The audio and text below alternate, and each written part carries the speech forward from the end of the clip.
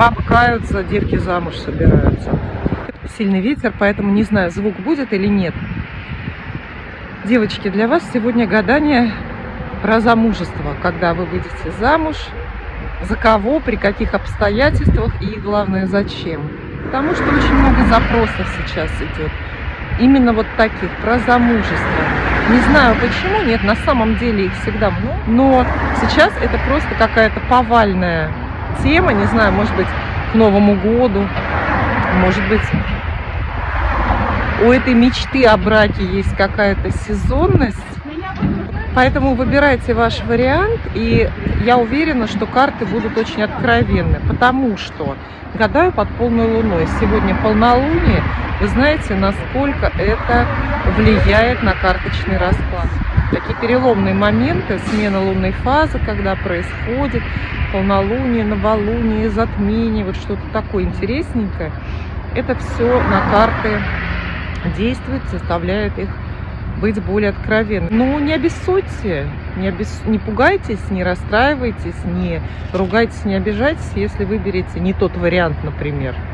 И карты скажут, что замужество вам, например, там в ближайшее время не видать. Может же? Гадать будем серьезно сегодня, все кроме шуток. Волшебное свадебное сердце для вас. Вот поставлю его на стол рядом с картами, пусть задает энергетику такую вот определенную. Посмотрите на него хорошенько, на это сердце. Как оно бьется для вас, пульсирует. Мне очень нравится эта вещица. Сразу на такой очень-очень конкретный лад настраивает. Конкретно романтический, конкретно какой-то свадебный. Да? Ну, ни с чем не спутаешь. Вот это сердце, оно где-то, знаете, на новогоднем столе или на каком-то юбилее не к месту совершенно. Это абсолютно свадебная какая-то специальная, специфическая. Эти карты не смотрите, я до них так и не доберусь. Но хорошая, интересная колода. Это для антуража у нас. Просто, чтобы вы знали, что у меня есть такие карты. Это они как бы считаются редкими. Далее. Для гадания предлагаю первый вариант. Это Таро Мухи. Очень популярная, известная колода.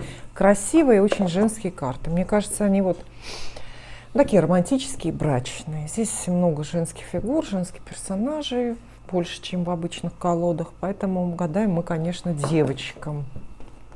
Вот они, Таро Мухи.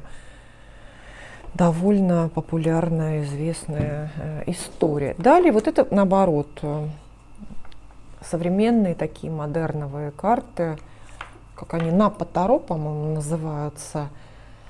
Ну, структура колоды классическая, просто такие немножко оригинальные, красивые достаточно иллюстрации. Это, наверное, для любителей, ну, если не экстрима, то, по крайней мере, для любителей хай-тека и вообще всего нового и современного. Хотя зачем я вам навязываю свое мнение? А это вот супер классика на самом деле, хотя мы ее таковой не признаем. Считается, что... Как они называются? Таро Висконти. Считается, что это вообще самая первая, самая древняя колода Таро, которая дошла до наших дней. Да, потом уже там были Райдер Уайта и все остальные. Таро Висконти, такие красивые, позолоченные. Почему-то они тут перевернулись.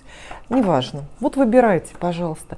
Помните, что выбирая карты, выбирая вариант вот в таком общем большом гадании, вы немножко в каком-то смысле, не хочется вас пугать, но выбираете же судьбу. Вы знаете, да, что карточное гадание – это такая вещь очень магнитная, магнетическая. Притягивает события, сокращает время. И про время мы тоже будем спрашивать. Можете ручкой вот так вот поводить, да? Смотрите. Ручкой вот так вот поводить по экрану, что вы чувствуете. Я повожу, и я что-нибудь тоже загадаю вместе с вами. Для вас, для всех, кому понравились вот эти вот карты Таро Мухи, настройте серьезно, включите вашу интуицию. Интуиция в любом гадании важна. Вы знаете, что карты... Каждый раз, когда вы смотрите на карты или берете карты в свои руки, вы подключаетесь к мощному и древнему эгрегору Таро, который, в свою очередь, связан с еще более мощными и древними эгрегорами предсказаний, эгрегорами гаданий и так далее. Все это силы такие, знаете, большие, серьезные. И Поэтому мы частью системы становимся. Вот и вы становитесь на то время, пока вы смотрите это видео, вы становитесь частью такой большой-большой системы, которая включает чаяния, ожидания, многовековые и многих, конечно же, за это время миллионов людей. И вы начинаете вместе со мной. Был мужчина или есть достаточно рядом, вы не хотели или не хотите. Он может быть и сейчас рядом с вами. Какого-то короля мечей карты показывает. Может быть, он старше, или может быть, он для вас недостаточно романтичный был. И не хотели, ваше большое нежелание карты выдают. То есть почему вы сейчас не замужем? Потому что провыбирали 4, 7 кубков. Сбежавшая невеста, эта комбинация называется. То есть, конечно, звали, конечно, зовут, конечно, продолжают звать. Вы действительно не понимаете, зачем вам это надо. А может быть, выбираете. Видите, 7 – это всегда такой множественный выбор, который немножечко идет от лукавого. То есть 7 – это 7 женихов, 7 каких-то вариантов, 7 предложений, 7 домов, 7 стран, 7 вариантов судьбы и так далее. Вот. И ничего страшного, здесь нет каких-то фатальных карт, которые бы вам показывали, например, венец безбрачия или какое-то, знаете, какую-нибудь тяжелую магию, такое магическое проклятие. Нет, конечно, ничего подобного тут нету. Абсолютно такая легенькая история. Мы видим здесь ваш портрет, в первую очередь, это девушка, которая растерялась с темой замужества. Может быть, не умеете себя вести в романтических отношениях. Это, кстати, очень связано с гороскопом рождения. Положение Венеры ведь имеет значение. Тем не менее, замуж хотите, готовы броситься в любовь или в брак с головой, но почему-то предполагается, что это может быть трудно для вас. Готовы на подвиги. В целом, не совсем благополучный гороскоп, скорее всего, гороскоп в меньшей степени. На опыт я грешу. Какой-то не совсем благополучный опыт, гороскоп, в плане именно любви, понимаете? Растерянность, с одной стороны, отсутствие инициативы, нет грамотного какого-то подхода, стратегии в отношениях. А с другой стороны, есть мечта, такая, знаете, немножко сказочная, немножко киношная. То есть вы, может быть, мечтаете о браке, как в каком-нибудь фильме. Это неплохо, это даже похвально. Вот. И готовы на глупости из-за любви. То есть что-то безрассудное, что такое оригинальное. В то же время, считается, что должны совершать подвиги, что без вашей инициативы не обойдется. Вот много раз я хочу записать какое-то видео или прямой эфир, или что уж там, не знаю, записать на тему инициативы девочек в любви. Мне кажется, это так актуально. Мне это кажется на ваших же примерах, естественно. Это истории моих клиенток, девочек, которые мне пишут, каждый день присылают письма по поводу, насколько, какие границы у женской инициативы, когда она нужна, когда она допустима. Это все такой вопрос, вроде бы очевидный на поверхности, но почему-то оказывается он тонкий и недоступный многим. Вот видите, у вас здесь именно эта тема запутана. То вы абсолютно без желания игнорируете, например, если вас хороший парень на свидание зовет, а вы, не мынщит, не телится это называется, а вы ничего не знаете, что ответить. Не отвергаете, но теряетесь, исчезаете, пропадаете и так далее. Вот. А в то же время сами готовы почему-то побороться за какое-то чувство. Это принципиально неверно. Что еще здесь карты говорят? Ревнивость есть у вас, или пришлось уже поревновать, пришлось. Но замуж хотите, женой будете хорошей, при таком разброде и шатании будете хорошей женой, хозяйка хорошая вы, готовить умеете, деньги умеете беречь, правильно их как-то вкладывать, инвестировать. Ревность мешает, ревнивость какая-то большая, которая напрочь все ваши хорошие свойства сводит. То есть и ваши прошлые любовные истории, даже хорошенькие какие-то, они могли закончиться именно именно вот так вот вам, чтобы было здесь повеселее всего, они могли закончиться, да и не начавшись иногда, именно из-за вашей ревности. Семерка, девятка жезлов здесь есть. То есть натура вы протестная, конечно, натура воинственная. Нет принятия. Наивность есть, чистота души есть. Готовность к браку, в принципе, есть. Ну и абсолютное неумение вести себя в отношениях. Но это, знаете, классика жанра. Это никто не умеет. Специально в школе этому не учат, а гороскопы правильные далеко не всем достаются. Далеко. Это вообще редкость большая.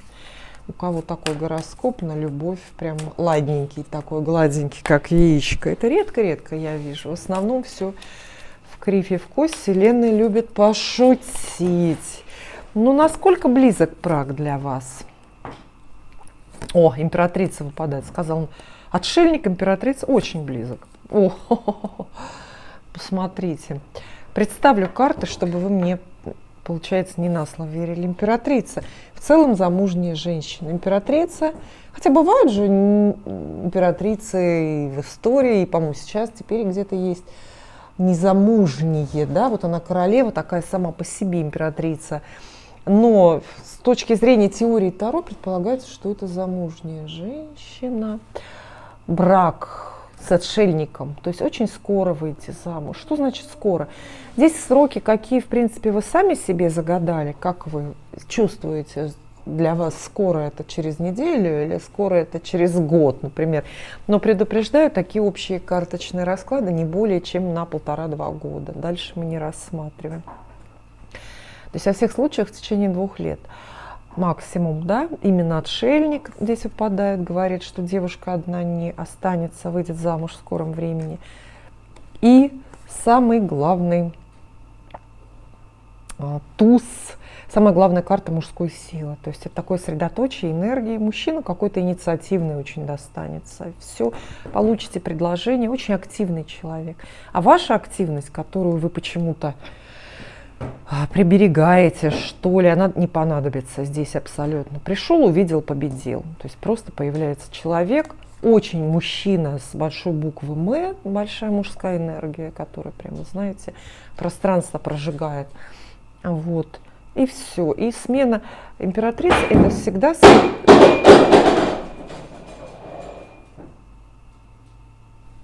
Императрица — это всегда смена статуса. Смена женского статуса. То есть была просто девушка, стала замужняя дама, была, скажем, бездетная, тут ребенка родила. То есть это вот переход, такой женский переход из одного качества в другое. Беспокоиться не о чем. Вряд ли этот брак будет результатом поисков ваших или усилий. Нет, абсолютно. Судьба, случайность. Хотя думать об этом надо. Отшельник говорит, что очень надумано, много, вот именно надумано, продумано, пусть даже придумано. Вы фантазируете сейчас о браке. Может быть, книжки, даже романы какие-то любовные читаете. Читаете и читайте дальше, потому что мысль притягивает. Это ваша мысль притянет. Но не путайте, именно притянет мысль, а не активные действия. Многие это путают. Многие считают, что должны срочно работу поменять, место жительства, уехать на край света или сделать там другой размер груди себе, чтобы брак сложился. Ну нет, конечно, это все... Нет, просто не в вашем случае, не для вот этого конкретного варианта. Такой искушающий удачный брак будет. Искушающе удачный. Поняли, да, что я имею в виду? То есть захочется похвастаться, погордиться, может быть, какое-то чувство превосходства над подружками испытаете, что вам какой завидный муж-то, жених достался. Ну, тут правильную дорожку надо, конечно, выбирать.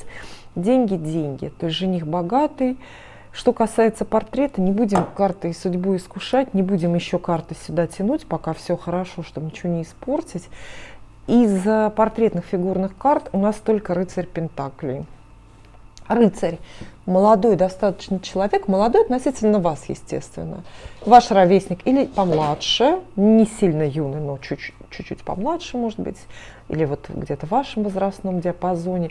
Практичный, может быть, земной масти, а может быть, здесь пентакли просто подчеркивают его какое-то серьезное отношение к вам. Человек, готовый к браку, человек, готовый заботиться, и человек, с которым, в общем-то, просто общаться. А хвастаться этим браком будете именно, наверное, потому что богатыми же мужьями принято хвастаться. Дорогие девочки, настройтесь на гадание и настройтесь на лучшее. Хочется сегодня действительно серьезно погадать, спросить про замужество, потому что про ваш будущий брак, потому что, честно сказать, сердце кровью обливается, как много красивых женщин, достойных, нарядных, молодых, разных, очень много, которые почему-то не замужем и, соответственно, от этого страдают. С этим нужно разобраться. У этого, если не всегда, то, как правило, есть причины какие-то. Вот, может быть, нам карты и расскажут. Давайте с причин и начнем. Задавайте картам вопросы, задавайте ваши сроки. Кстати, мы будем на вопрос о сроках отвечать. Так. Что-то я не поняла совсем. Почему вы спрашиваете, когда я выйду замуж, если карты вас буквально чьей-то женой называют? Вы либо уже с кем-то встречаетесь серьезно и успели пообещать, надавать кому-то обещаний, либо вы вообще в браке находитесь, либо вы скоро выходите замуж, либо вы из прошлого брака не вышли. В общем, ваш портрет абсолютно занятая женщина. Еще знаете, какой вариант может быть? Что эта женщина, королева Пентаклей, это не вы, это жена мужчины, которого вы выбрали. Бывает такое, знаете, как карты переворачиваются, разворачивается прогноз. В общем, вот несколько вариантов. Либо вы сами не свободны, и в принципе уже роль жены вам предстоит, либо уже есть. Кому-то вы жена, не знаю, бывшая, будущая и так далее. Либо вы просто выбрали себе в партнеры очень сильно, плотно женатого человека. И спрашиваете про него, соответственно, когда я выйду замуж, и делаете привязку на этого человека, за этого женатого, например, человека. То есть, может быть, это, кстати, и новый какой-то для вас человек, незнакомый. Тогда карты торопятся вам сообщить, что ваш будущий муж или ваш будущий партнер, ваш будущий избранник на данный момент женат. И очень плотно. И, кстати, брак свежий. То есть, не пугайтесь, браки, они, знаете, хоть и совершаются на небесах, расторгаются в обычных ЗАГСах, да, но все равно здесь есть брак. Карты просто указывают на брак, который уже существует. Вот он уже есть. Это ваш ли брак, либо это вашего мужчины, которого вы выбрали или которого вы ждете. Крупные, хорошие карты. Крупные, хорошие карты. То есть, если вы решили, правда, поиграть с Таро и обмануть немножко судьбу, и вы в браке, и спрашиваете, так делают девчонки, да, и спрашиваете, когда я выйду замуж, просто так, ради смеха, то смотрите, доиграетесь, правда, выйдете второй раз, а у нас в стране это законом запрещено. Двоеженство и двоемужество тоже. Что еще могу сказать? Почему? Второй вариант, а карты те же самые. Другая колода, другой вариант карты очень-очень такие похожие. Вот. В вашей жизни теперь или в недавнем прошлом есть место ревности, есть место какому-то соревнованию. Отсюда растерянность, отсюда выбор очень такой сложный, какой-то спорный. Это неудачный брак, может быть. Неудачный, я имею в виду, для вас. Измены реальной я не вижу. Но здесь есть ревность, которая, например, препятствует отношениям. Портрет этого героя, который рядышком с вами, который к вам в мужья напрашивается, рыцарь Пентаклей, довольно молодой ваш ровесник или помладше, Практичный, надежный, в общем-то верный, денежный, иногда бывает скучноватый. Вот на такого парня обратите внимание. У вас, видите, центральные карты, туз, королева пентаклей, еще и с магом. То есть у вас брак очень скоро, может, у вас уже регистрация это в ЗАГСе назначена, а вы просто спрашиваете, надо ли оно. Такие вопросы тоже я получаю, что вы думаете? Накануне свадьбы некоторые гадают, надо ли оно им.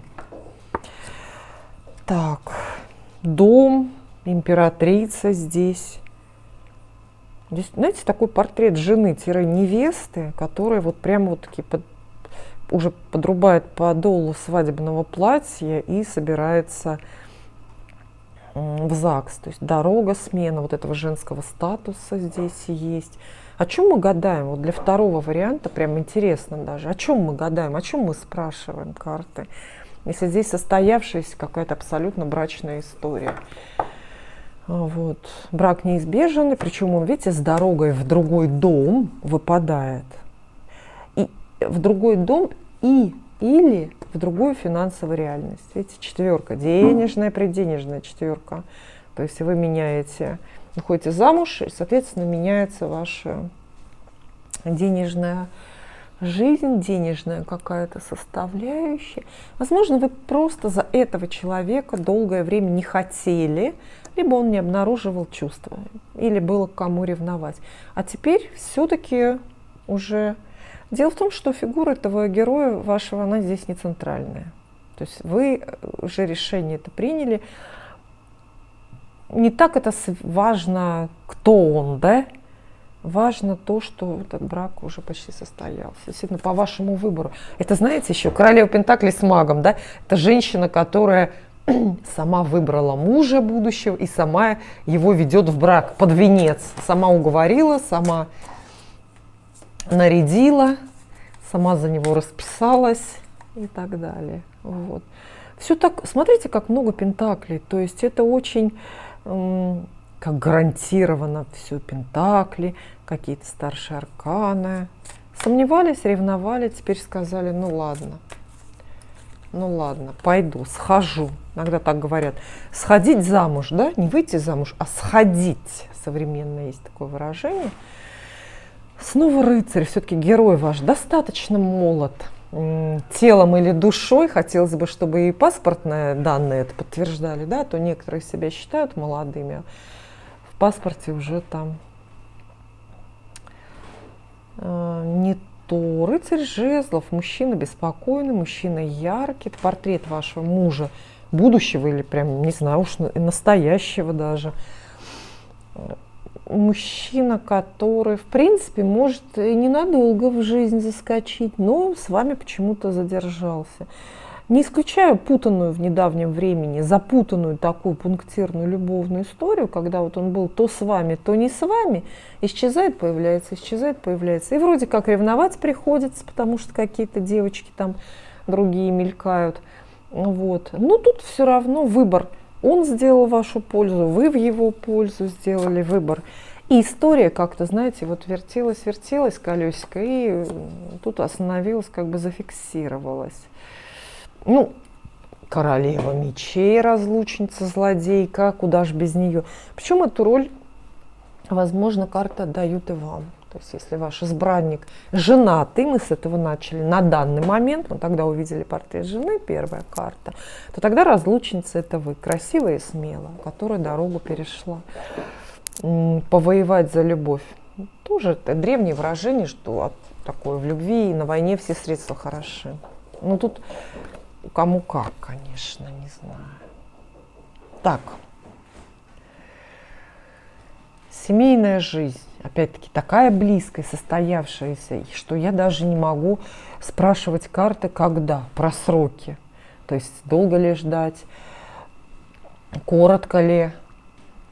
Карты описывают все, как ваш этот брак, это партнерство, это опыт маленьких ножек, слышите, да? Описывают как состоявшееся явление, как абсолютно состоявшийся факт, который вот в настоящем моменте, в принципе, уже имеет место. Ну, спрошу, давайте достану одну карту, долго и скоро или нет. Потому что, хотя это даже как-то неуместный, что ли, вопрос. Потому что здесь мы видим, что брак выгодный. И вы не ходили бы, если бы выгоду не видели. И злодейка бы, соперница, за него бы не дралась, если бы был невыгодный, да, бедный-то кому нужно. Колесо фортуны вам о сроках отвечает. Колесо фортуны, то есть положитесь на фатум. Конечно, торопить события не нужно. Люди-то не любят, когда их торопят. А уж ангелы, вселенная вообще бесится от этого. Мы об этом забываем. Колесо фортуны, но все равно это скорая карта. В теории Таро она говорит про короткие, скорые сроки. Вам, может быть, точных дат этого брака знать не надо пока, но будьте уверены, что Вселенная виднее. В положенный срок, когда надо, карта отвечает. Мы спрашиваем, когда, а карта отвечает. А вот когда надо. Когда надо. Карты под полной луной очень чувствительные, всю вашу правду... Вот. Видите, всю вашу правду и неправду видят. Ссора большая выпадает, большая ссора, из-за которой отношения прекратились. И, возможно, важные отношения, возможно, такие, на смену которых другие не скоро придут. Под полной луной, да, карты все про вас видят, всю правду, неправду, все, что вы утаить хотели. Это я все по предыдущим вариантам сужу. Пожалуйста, задайте картам свои, ну, понятно, тема общая, но, может быть, у вас какие-то специфические вопросы, там, богатый ли будет, красивый ли будет, что-то такое, как скоро это случится, мы тоже спрашиваем. И настройтесь на гадание. Видите, карты оказались немножко перевернутыми, потому что, вероятно, я гадала кому-то на них и по правилам искусства перевернула. Сейчас мы все это приведем в порядок. Такой немножко АСМРный, немножко медитативный момент, когда я перемешиваю карты. Подумайте, а надо ли вам замуж, хотите ли вы что-то про это знать. Может быть, вы же себе сами гадали, или подружка вам гадала, и там есть какой-то заданный сценарий, который вы не хотите подтвердить или опровергнуть. Помните, что подключаясь, всякий раз, когда гадаете, подключаетесь вы к мощному древнему эгрегору Таро, да, и эгрегору гаданий. Поэтому определенно деформирует поле это гадание, определенно это какую-то ответственность накладывает и что-то в вашей жизни меняет. То есть это не такая безобидная история. Поэтому мы должны быть внимательными. Здесь интуитивных много ваших, конечно, догадок или чего-то такого. Итак, ваш вариант. Ваше замужество. Как скоро вы выйдете замуж, за кого? Переворачивается карта для вас. Суд. Максимальная неожиданность. Неожиданная разворачивается этот сценарий, неожиданно по времени, неожиданно по, ну, знаете, по кандидатуре, например, мужа. Суд – это еще и фатум. То есть для вас судьба все предрешила, все решила, вам остается дождаться. И карта суд очень не советует вмешиваться в ход событий и подгонять, самое главное. И тем более откладывать и как-то этого всего страшиться. То есть неожиданность, предрешенность, неизбежность, эта карта еще называется. То есть какой-то сценарий очень-очень именно неизбежный есть на тему вашего замужества будущего. Восьмерка жезлов выпадает, кстати, с судом абсолютно одинаково отвечают на вопрос о времени. Неожиданно и очень быстро, очень-очень скоро. По любви, вы сами королевой кубков выпадаете, то есть это брак по любви будет, колесница, тоже, кстати, про скорое время, очень скорое замужество, очень скорый брак с загаданным человеком, может быть, вы к этому стремитесь, может быть, с новым, тут я пока не вижу этого, новое знакомство, или, ну, по крайней мере, портрета сразу карты не выдают. Выйдете замуж по любви именно как только влюбитесь, как только большое светлое вот это вот чувство посетит вас, будет страсть, будет... Вот мне кажется, вам как раз, да, новое знакомство достается. И знакомство неожиданное, и брак будет неожиданный. Но страсть приведет, конечно, в объятия друг друга. Причем вполне возможен выбор, знаете, такой в моменте. Тоже судьба любит пошутить. Женихи всегда парами являются. То ни одного нет. Если только один появился, тут же второй появляется. Замечали вы такое? И здесь то же самое. Какая-то такая вот история. То есть...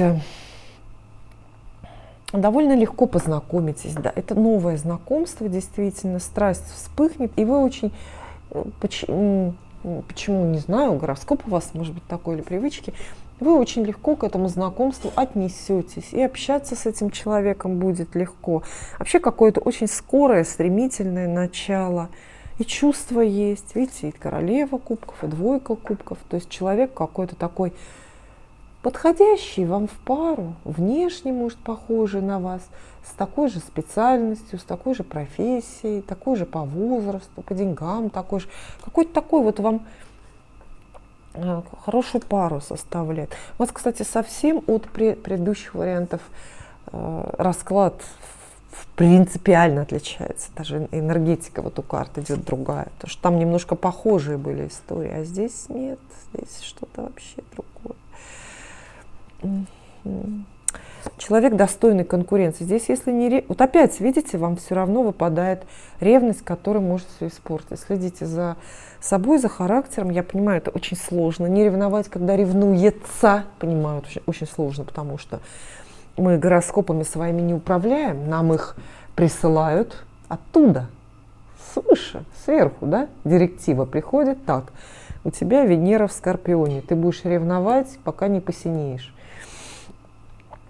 И ничего с этим не сделаешь. И вот у вас здесь, видите, идет немножко все хорошо, легко, роман какой-то развлекательный, знакомство. Ну, можно сказать, не придерешься. Здесь даже какой-то есть, знаете, промысел Божий. Вообще восьмерка жезлов, вот она имеет очень буквальное отношение к таким неслучайным случайностям. Это то, что Вселенная для вас вот по щелчку пальцев что-то сообразила и придумала. И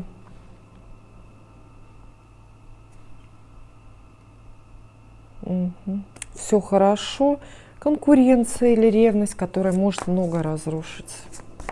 Скорость — это очень быстро. Кстати, нет ведь карт о браке. Мы гадаем, когда вы замуж выйдете.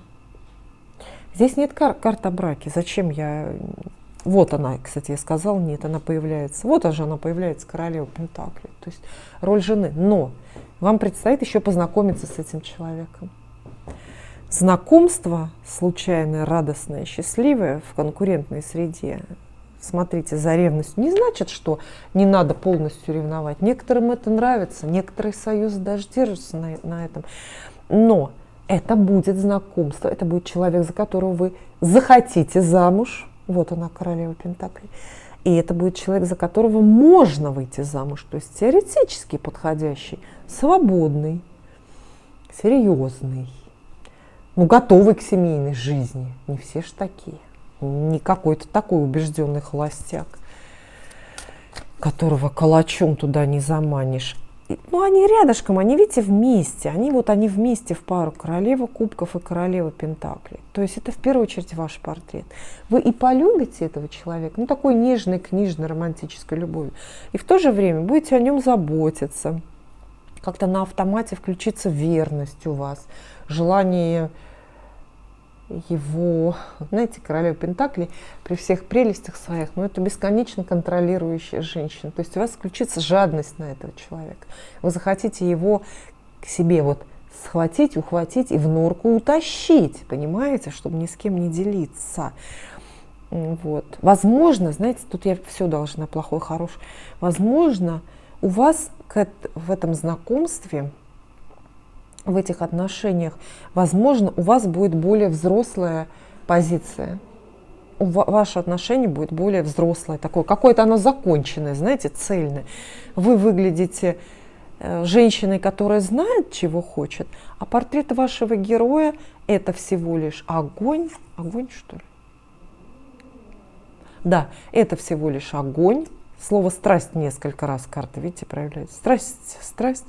Может быть, немножко развлекается, может быть. Но это очень подходящий вам человек. Все равно будет подходящий человек.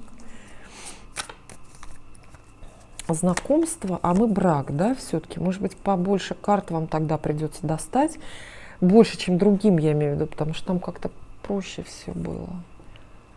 Вот. Еще раз карта подчеркивает, что это достаточно молодой будет человек, умный.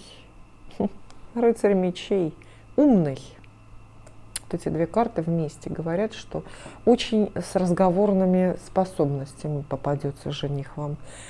Очень с подвешенным языком. Скорее всего, профессия даже связана с этим, с говорением. То есть какой-нибудь пресс-секретарь, например, какой-нибудь, кто еще языком-то работает, ну, учитель или дипломат, знаете. Хороший портрет, хороший. Просто он более юный, чем вы выглядит, понимаете? И это иногда касается действительно паспортного возраста, а иногда речь, ну, просто о душе. Вот по характеру такой более молодой, более легкий, более независимый, что ли, более какой-то задиристый даже человек. Мне нравится эта история. Я люблю такие партнерские отношения, партнерские браки, когда без мезальянсов, без вот подчинения вот этого, вот так вот. Опять карты, видите, пятерка, есть семерка. Это будет очень конкурентная среда. То есть герой жезлы, воздух. Очень яркий будет человек, за ним очередь стоит, популярный.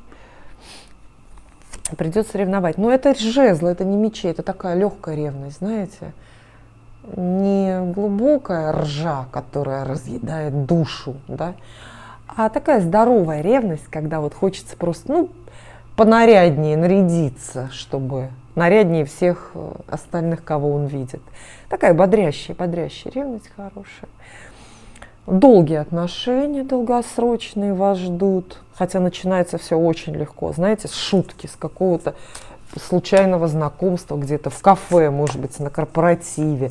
То есть начинается как с шутки, действительно, все. Очень-очень легко. С танца может все начаться. Вот это очень легко. Так. История запутывается. Будем бесконечно вытаскивать. Нет, это шутка, не бесконечно. Несколько карт еще достанем, потому что вижу знакомство, вижу портреты, вижу ваши отношения, все вижу. Дойдете ли вы до брака в обозримом будущем с этим человеком? Это большой-большой вопрос. В жизни друг друга надолго останетесь. Вопрос только в каком виде, в какой форме. Потому что можно в виде мужа и жены, да, остаться там и до золотой свадьбы дожить. А можно остаться в виде друзей, приятелей, коллег, там, ну не знаю, такое, да. Все-таки и расставание, и конец, и какие-то такие отмененные планы здесь мелькают. То есть есть риск будет в этой истории, все-таки риск до брака не дотянуть. Почему?